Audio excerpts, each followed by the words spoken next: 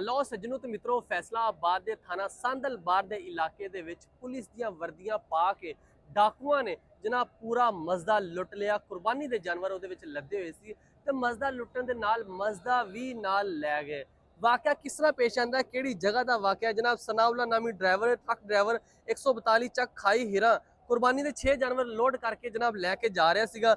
ਰਾਸਤੇ ਦੇ ਵਿੱਚ ਇੱਕ ਵੈਗਨਾਰ ਗੱਡੀ ਆਂਦੀ ਹੈ ਜਿਹਦੇ ਤੇ ਨੰਬਰ ਪਲੇਟ, ਸਰਕਾਰੀ ਨੰਬਰ ਪਲੇਟ ਲੱਗੀ ਹੁੰਦੀ ਹੈ ਔਰ ਜਨਾਬ ਉਹ ਗੱਡੀ ਨੂੰ ਰੋਕਦੀ ਹੈ। ਮਸਦੇ ਨੂੰ ਰੋਕਣ ਦੇ ਨਾਲ ਜਨਾਬ ਉਹ ਬੰਦੇ ਜਿਹੜੇ ਉਹਨਾਂ ਨੂੰ ਲਾਂਦੇ ਨੇ, ਮਸਦੇ ਦੇ ਵਿੱਚ ਬੰਦੇ ਉਹਨਾਂ ਨੂੰ ਲਾ ਕੇ ਨੀਚੇ ਲਾਂਦੇ ਨੇ, ਉਹਨਾਂ ਨੂੰ ਕੁੱਟਦੇ ਛੁੱਟਦੇ ਵੀ ਨੇ। ਕੁੱਟਣ ਤੋਂ ਬਾਅਦ ਜਨਾਬ ਉਹਨਾਂ ਦੇ ਹੀ ਨਾਲੇ ਕੱਢਦੇ ਨੇ, ਨਾਲੇ ਕੱਢ ਕੇ ਉਹਨਾਂ ਨੂੰ ਬੰਨ ਕੇ ਤੇ ਫਸਲਾਂ ਦੇ ਵਿੱਚ ਸਿੱਟ ਕੇ ਤੇ ਜਨਾਬ ਮਸਦਾ ਵੀ ਲੈ ਜਾਂਦੇ ਆ, ਬੱਕਰੇ ਵੀ ਲੈ ਜਾਂਦੇ ਆ ਤੇ ਜਨਾਬ ਜਿਹੜੀਆਂ ਚੀਜ਼ਾਂ ਨਾਲ ਲੈ ਜਾਂਦੇ ਆ।